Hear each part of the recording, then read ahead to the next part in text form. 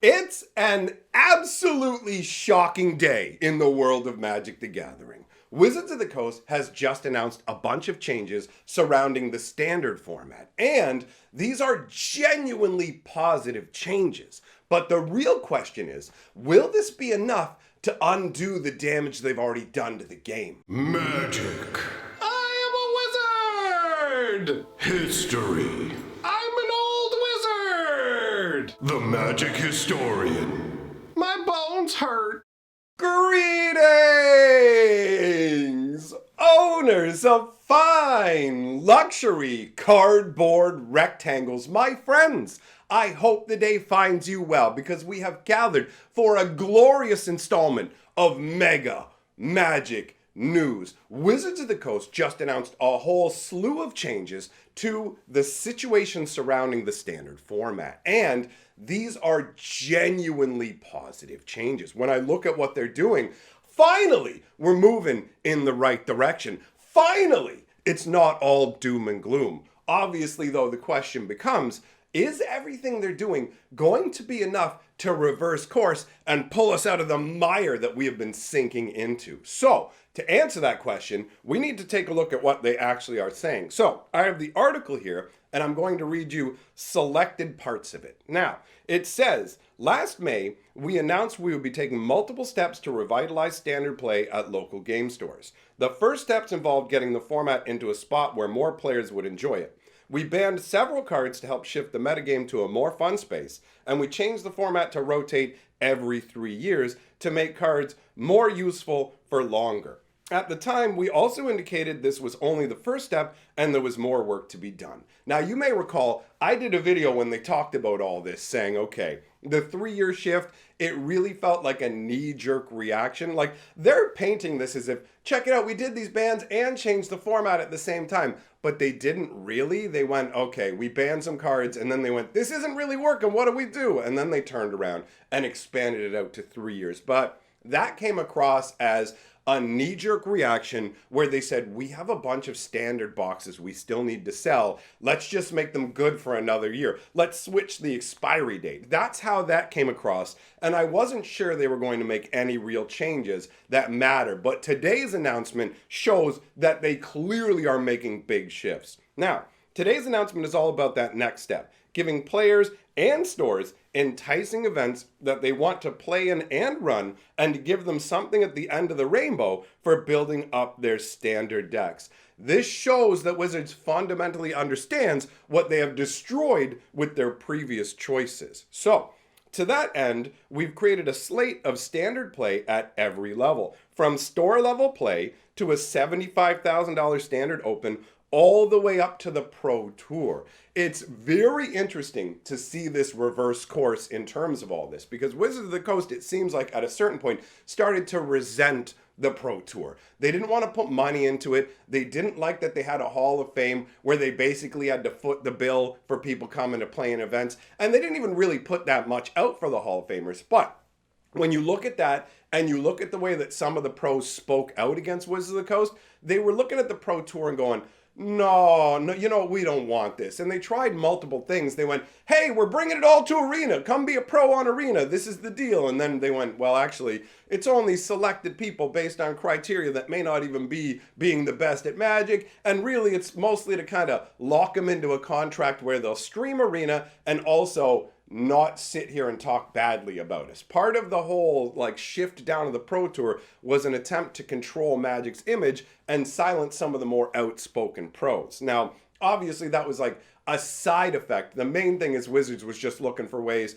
to get more money, to cut down on their costs, and they fundamentally didn't understand standard, the overall game store relationship. And they thought they could move it all onto Arena, get rid of the Pro Tour and go, look, Magic doesn't have any kind of aspirational level anymore. If you want to be a top tier player, forget about it. We're flattening the entire game down. They basically said, Commander's casual, we're going casual, let's get as many people as we can playing in the Big Ten. But what they didn't understand is there's different ecosystems in Magic. And so there's the Commander ecosystem, but the standard ecosystem is what the entirety of Magic was built on since pretty much the beginning. At the very, very beginning of Magic, there weren't really like the standard format, modern, all of that, right? We just kind of played with, you can only play 4 copies of things, and that was it. And there was like a banned and restricted list. That was the entirety of Magic. Then Wizards came along and invented Standard and called it Type 2 at the time. There was some pushback when it first showed up because people were like, yo,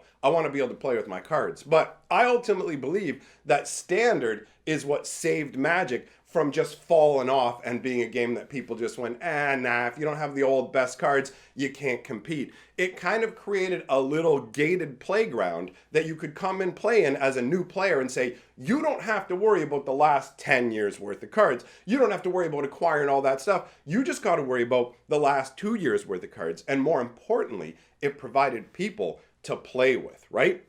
Because if you don't have people to play with, you're not going to have people coming out to the store. So Wizards found out the hard way by messing about, and it looks like we are moving back to the way that worked better in the past. So having multiple different tiers, the levels that you move up is absolutely crucial. Now, on local store levels, in February, alongside the launch of Murders at Karlov Manor, they're bringing back Standard Showdown. So, if you don't know what Standard Showdown is, it's basically a weekly play program held at WPN stores. You get special promos for playing in it. And on top of that, another cool thing they do is those big oversized Magic cards that you can normally only get at the big cons.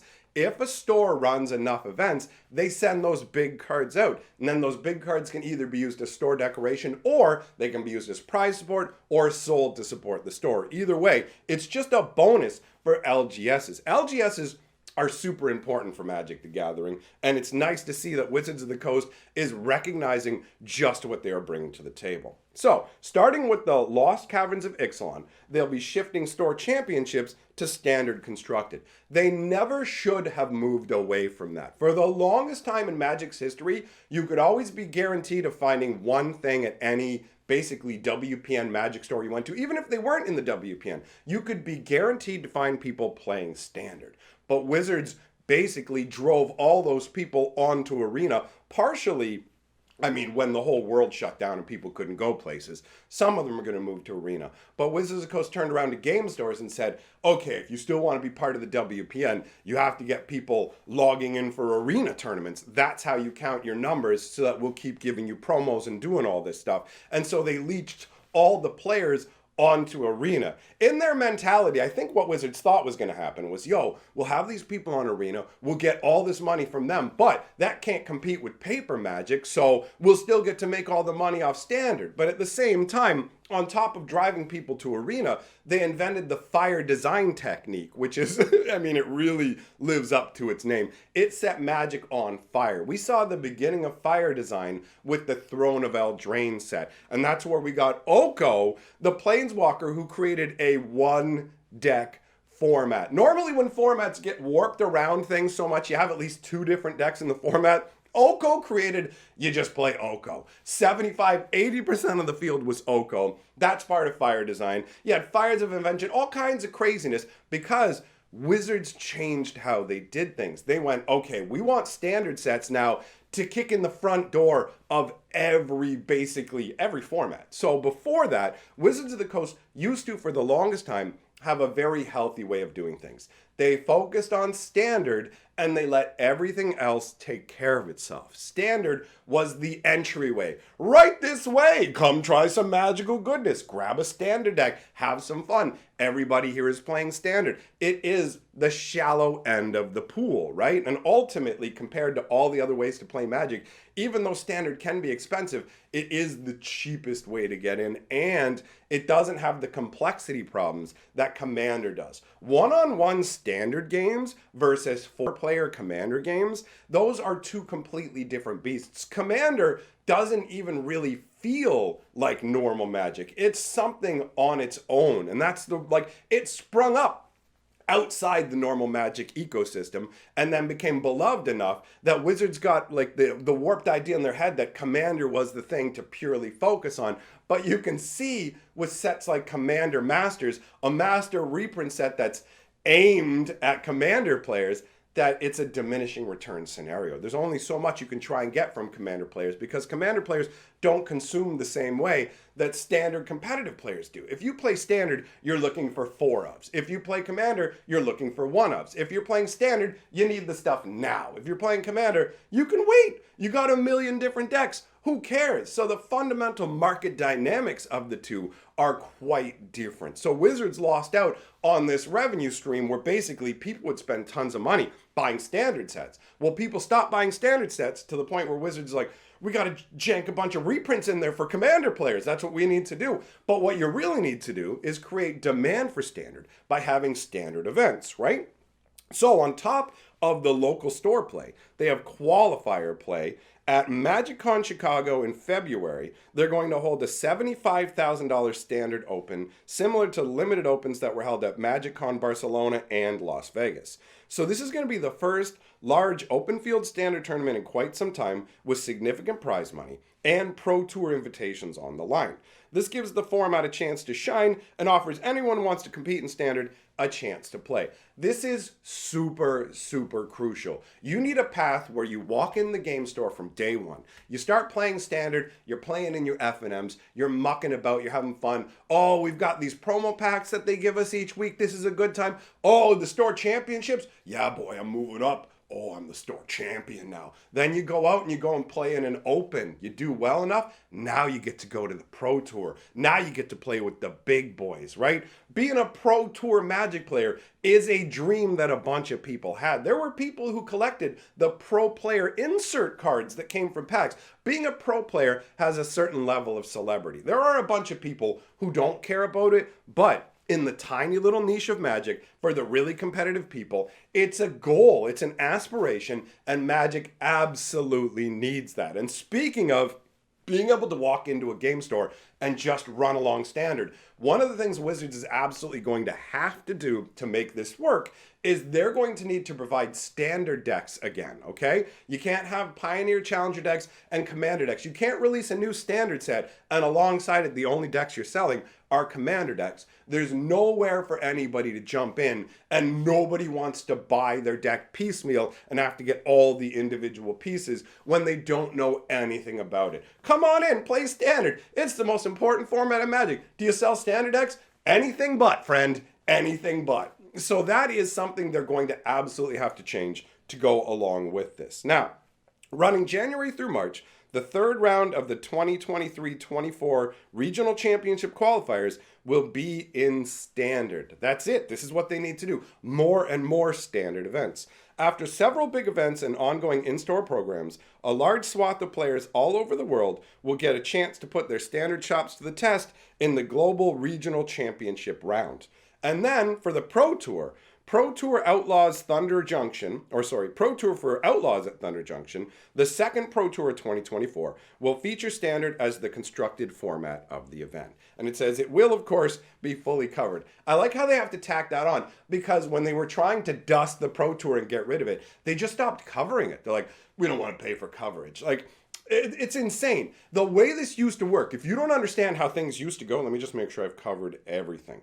The last thing it says here is, healthy Standard play is vital to thriving local game stores. Yes, it is! We believe this slate of play, plus more improvements to come, is the next step in helping stores provide engaging Standard content no matter what level you game at. This is the correct course of action. For those of you who are new and don't understand how fundamentally good this is, basically how it used to work is Wizards would focus on Standard. They would say Standard needs to work, it needs to be good and balanced, and then Modern can pick what it wants from it. So we won't make anything that's too strong for Modern automatically because anything that's too strong for Modern would be too strong for Standard. So Modern was safeguarded from being messed up by Standard being the control valve, right? All the formats work that way. The new stuff, you want it in Legacy? Well, it's not going to be too powerful for Standard, so you're only going to find some really niche pieces, right? Not these cards that just keep coming in and kicking in the doors and throwing the format aside and going, you have to get Ragavans now. You have to get the new cards, right? Wizards of the Coast said,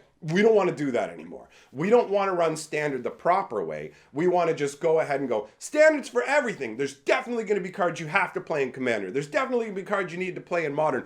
All this sort of thing, because what they wanted to do is they wanted to force rotations into these other formats and go, well, you have to keep getting cards. You got to buy these new sets without understanding that the non-rotating formats are non-rotating formats for a reason. That's what people want. They want a stable format away from your nonsense, and you're just going to drive people away from it. The planned obsolescence that they have in standard is the level of greed that the community is willing to accept, where you're like, yeah, you're going to make these cards and we're only going to get to use them for 2 years. But now it's 3 years, right? I expect in the future they might pull that back to 2 years.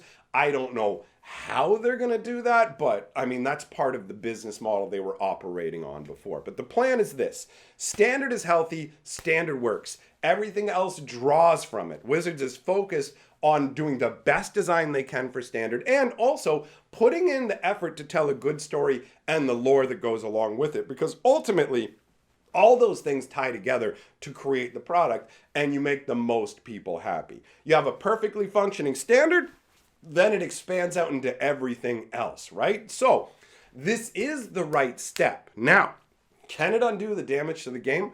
That's a really good question. And I don't actually know. One of the problems we're going to have with this is that Wizards of the Coast takes about 1.5 years out in terms of set design. So any knowledge they've gained now going, we got to make all these changes, it's going to take 1 year to show up down the pipeline.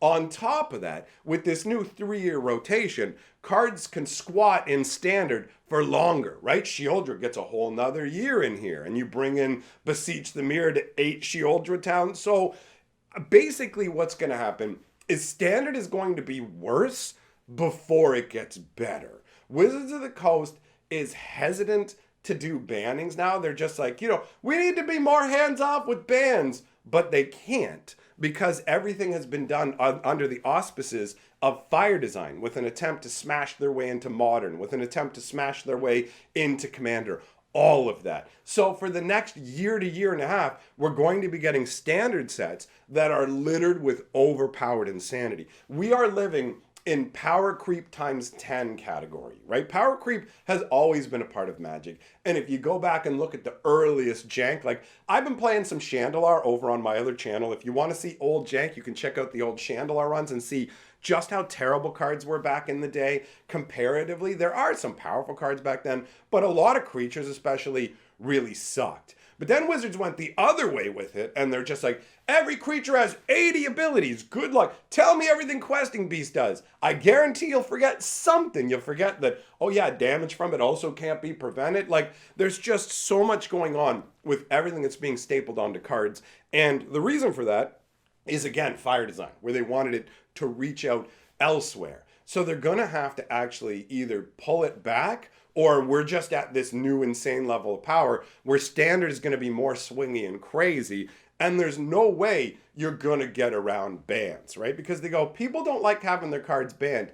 That's true, but if you have a format where everything is so stale that it's just the exact same 2 decks, that's way, way worse. You have to take a strong hand with bannings, right? And Wizards of the Coast clearly is driven by what they're going to be able to sell. When they did the last ban and restricted announcement, it was to unban 2 cards and then tell us that Orcish Bowmasters and the One Ring didn't need to have anything done with them, specifically saying the One Ring can be put into more decks. When in previous ban announcement, they specifically have said, this is a colorless card and it goes into too many decks and that's a problem. That's why we're banning it. But with the One Ring, they went, we're not banning it because it can go into more decks. And it's like, you're not banning it because you're selling it for the next 2 years. And this is one of the biggest problems that we're going to find with their current mentality, is they want to do the barest minimum. They're not going to want to ban cards that are pushing boxes until those boxes are all out of their warehouse.